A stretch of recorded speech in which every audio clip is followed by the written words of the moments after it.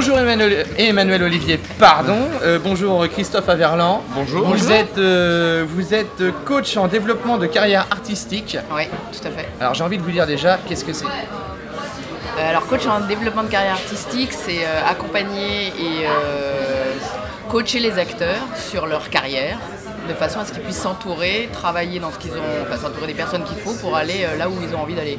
Et travailler de plus en plus sur des rôles, des personnages, dans des univers qu'ils ont envie d'explorer et où ils se sentent à leur meilleure aise. Comment vous êtes devenu coach justement en carrière artistique? Ça fait 20 ans qu'on fait ça. Et en fait, au démarrage, on a vu que tous les deux on travaillait en production, on s'est rencontrés en production d'ailleurs, et on voyait que les acteurs étaient un peu perdus dans leur manière de démarcher. Ils faisaient des démarches, enfin ce qu'ils faisaient, nous en production, on voyait arriver soit des CV, soit des photos. Alors je parle de ça en 2000, donc avant Internet, c'était au tout début d'Internet, et on voyait qu'il y avait une dichotomie totale entre les démarches qu'ils faisaient et comment c'était perçu en prod. Ils disaient, mais c'est pas en envoyant une CV photo que ça peut marcher. Les gens attendent autre chose, ils attendent une rencontre. Les producteurs, les réalisateurs, les castings, en fait, ils contactent ceux qu'ils connaissent. D'accord. Donc il va falloir à un moment donné expliquer aux acteurs qui envoient des CV que c'est pas comme ça que ça marche. Et que c'était pas en prod qu'il fallait les envoyer. Et que c'est pas en prod, donc déjà, alors on était vraiment à une autre époque, j'ai l'impression que c'était un autre siècle vraiment, mais bon, ça a vraiment bougé, enfin avec tous les réseaux sociaux, tout a bougé. Mais l'état d'esprit, la philosophie était déjà là en fait. Donc on s'est dit qu'il fallait quand même leur expliquer comment ça se passait de l'autre côté de la barrière, mais dans le milieu finalement, parce qu'à rencontrer en société de production, ça nous a permis quand même de rencontrer des directeurs de casting, des agents, des réalisateurs, de voir vraiment les arcanes, le fonctionnement entre les productions et les chaînes. Enfin, ça permettait vraiment d'avoir beaucoup d'informations sur la réalité du fonctionnement du milieu. Donc, et on s'est aperçu en discutant un peu avec les acteurs et en leur expliquant que c'était pas la peine d'envoyer les CV photos bande démo aux boîtes de prod, qu'ils ne savaient pas trop comment ça se passait à toutes les étapes de production du film. Et en leur expliquant tout ça, ça leur permet quand même de beaucoup mieux se positionner et de s'adresser aux bonnes personnes. De la bonne manière. Voilà, de la bonne manière et on les accompagne beaucoup là-dessus. Voilà. Parce que d'autant plus que vous avez un réel suivi justement avec les personnes que vous accompagnez, pas uniquement sur les démarches, mais aussi sur les suivis de carrière. Tout à fait, et puis il y a tout le côté visibilité, l'image entre ce qu'un acteur veut faire et ce qu'il dit qu'il fait et ce qu'il a fait et comment il en communique dessus. Donc il y a toute la visibilité sur les réseaux sociaux, sur les outils de com, que tout ça ait une vraie cohérence. Il y a tout le travail après, moi je fais aussi toute la partie coach d'acteur au casting et en rôle, mais là c'est pareil, c'est trouver une cohérence entre les rôles qu'on lui propose et la manière dont il va en casting et la manière dont il se propose lui, pour pas qu'il y ait une dichotomie non plus entre ce que le casting perçoit et ce qu'il donne vraiment. Enfin, il y a tout un travail de fond et de forme qu'on fait en permanence et on est là en permanence avec l'acteur et c'est des suivis. Après ça dépend des acteurs, mais ça peut être 1 an, ça peut être 6 mois, ça peut être 5 ans. Il y a des acteurs aussi depuis 10 ans avec qui on travaille et qui sont là d'ailleurs pour des films à La Rochelle et c'est aussi pour ça qu'on est là d'ailleurs. Et bien justement, il y a des acteurs avec qui vous travaillez, lesquels par exemple? Alors ça on peut pas le dire, c'est confidentiel. C'est un secret. Enfin, c'est vraiment... Parce que d'autant plus on n'est pas agent, nous. Ouais. Par contre on les aide dans leur démarche, dans leur discours pour trouver l'agent avec lequel ils vont s'entendre, avec lequel ça va bien avancer. Donc c'est des gens qui sont en place. On est dans l'ombre. Et nous on est dans l'ombre, on est derrière en fait. Voilà, on est les conseillers de l'ombre. On sera ravis qu'ils en parlent. Mais nous on peut pas. Non, on a quand même une clause de confidentialité. Obscur de la force. Absolument. Absolument. Non, on est vraiment un peu leur conseiller en direct, quoi. Donc il y a des acteurs qui sont à un endroit de leur carrière où ça se dit pas en fait, mais c'est comme justement, c'est là que c'est intéressant parce qu'en fait, quand on parle d'acteurs, de comédiens, par exemple, là, on est entouré des comédiens de Demain nous appartient, Si Grand Soleil et tout ça, mais il y a quand même toute une équipe derrière, tout un staff, donc on n'a pas forcément le ressenti ou en tout cas le visuel. Et c'est là justement où vous intervenez, et c'est là où vous travaillez. Donc il y a aussi tout ce travail qui est fait avec eux. Donc c'est pas que les comédiens et c'est important de le dire. Alors cette année, le festival se veut éco-responsable. Oui. Tout à fait. Voilà, c'est la première année où le festival est éco-responsable. Est-ce que vous-même, Emmanuel et Christophe, est-ce que vous êtes éco-responsable? On essaye. On essaye. On s'y astreint quand même de plus en plus. Ouais, on essaye de faire de plus en plus attention. On essaye de faire de plus en plus de choses. En fait. Après, l'éco-responsabilité, elle est tellement large que je pense pas qu'on soit sur tout le champ d'application, loin de là. Mais oui, enfin, on vient à pied, par exemple, de notre appartement qui est juste derrière l'horloge. Ici, on prend pas de voiture, par exemple. Non, je plaisante. C'est très éco-responsable. On prend un taxi. On prend un taxi. Non, bien sûr, oui, on essaie d'être dans des démarches éco-responsables, mais je pense que tous, on rentre le papier, on fait attention à ce qu'on consomme, on fait attention où est-ce que c'est fabriqué, on fait attention on va acheter plutôt quelque chose qui fait Made in France plutôt que Made in l'autre bout du monde. L'éco-responsabilité, on y pense. Et voilà, là j'ai des chaussures en liège qui ont été fabriquées au Portugal, je préfère de loin ça à des chaussures fabriquées en Inde par des petits. Il n'y a que les portables sur lesquels on n'a pas encore résolu l'affaire. Oui, ça, mais votre micro non plus.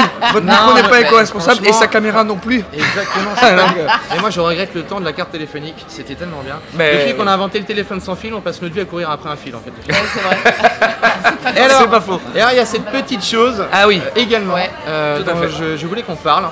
Vous allez nous en dire d'ailleurs quelques mots. Qu'est-ce que c'est, que ça, que quoi, que quand, que où? Alors en fait ça permet de... C'est des webconférences, c'est des webconférences qu'on voit en ligne. On a fait les lives en mai-juin et maintenant il y a les replays qui sont directement accessibles sur notre site. Enfin ils sont sur Vimeo en vrai, mais tout le lien est depuis notre site.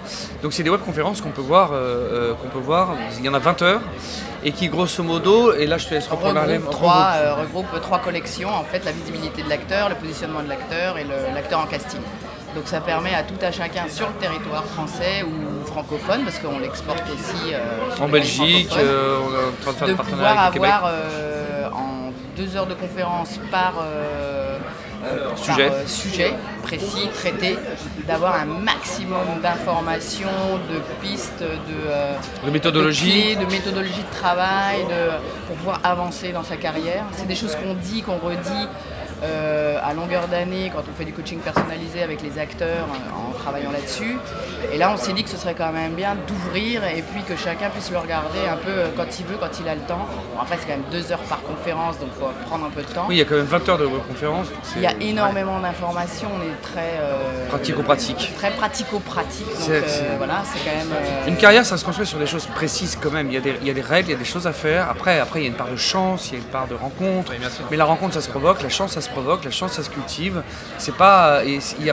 Oui, quand on a 18 ans, qu'on est chopé dans la rue, bien sûr. Oui, là, il y a une part de chance claire. Mais s'il n'y a pas ça dans la carrière d'un acteur, s'il n'y a pas ça dans une vie, j'ai envie de dire, ça se crée, les opportunités, elles se créent, comment les créer, comment développer son réseau, quoi faire, par quel biais y aller. Et il y a vraiment il y a plein de choses à faire. Et là, on a fait.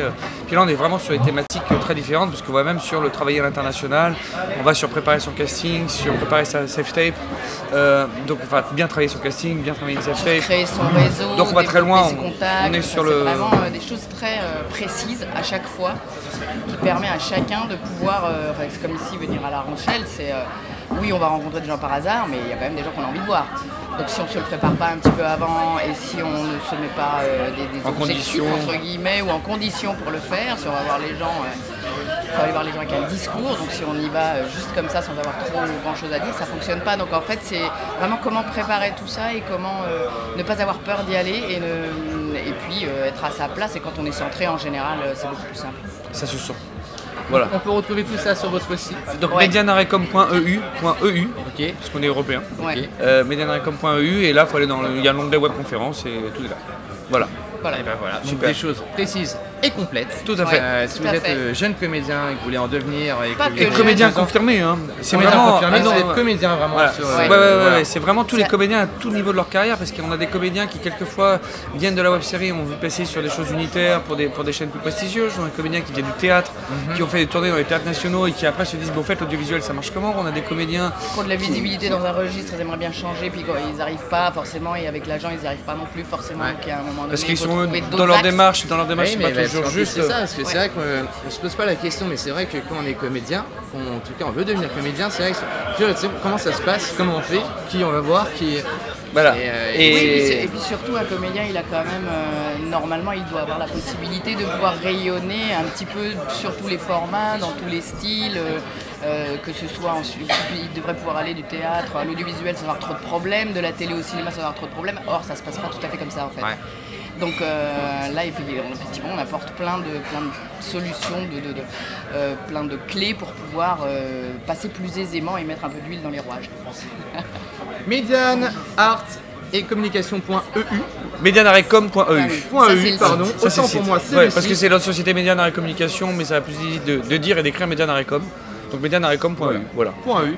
Merci beaucoup. Merci à vous. Merci beaucoup Christophe. Merci beaucoup. Je vous souhaite, alors c'est le dernier jour aujourd'hui de ce somptueux festival de la fiction. Je vous Tout souhaite à fait. bien évidemment une excellente journée, une très bonne fin de festival. Merci beaucoup à vous Merci aussi. beaucoup. Et c'est un Merci. très beau festival à La Rochelle. Oui, c'est un très chouette festival. On Faut le vraiment y aller. recommande Hein. beaucoup. Ça fait des années qu'on y de La va. Rochelle, j'ai envie de dire. Ouais. Enfin, à titre personnel, Ouais. moi, je trouve que c'est le plus sympa. Alors ça, on va pas le dire par rapport aux autres qui doivent certainement être très sympathiques, mais Ils avaient qu'à être là. mais ils avaient qu'à être là après tout. Oui, J'ai c'est envie plus de dire, sympa. ils C'est avaient qu'à plus être là. sympa. Nous, on va avoir notre petit café, et puis nous, on va se recroiser, on va se retrouver. Et Avec puis, plaisir. merci Avec beaucoup d'avoir plaisir. pris le temps de répondre à nos questions. Merci beaucoup. Merci à bientôt. Merci, à bientôt. À bientôt.